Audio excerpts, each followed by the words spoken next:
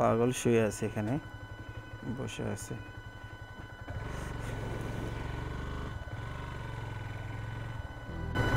আসসালামু আলাইকুম।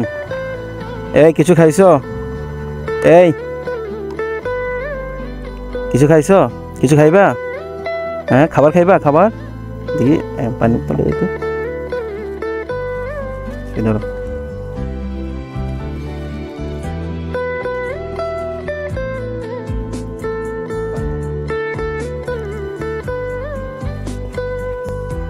বাড়ি কোথায় তোমার? কথা বলতে পারো? বাড়ি কোথায় তোমার? পানি দিস নাই মনে হয়।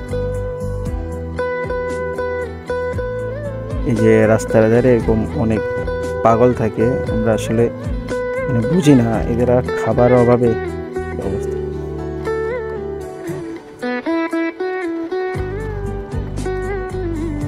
কথা বলতে পারো?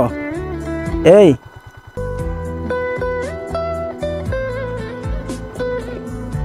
ঠিক আছে, ঠিক আছে।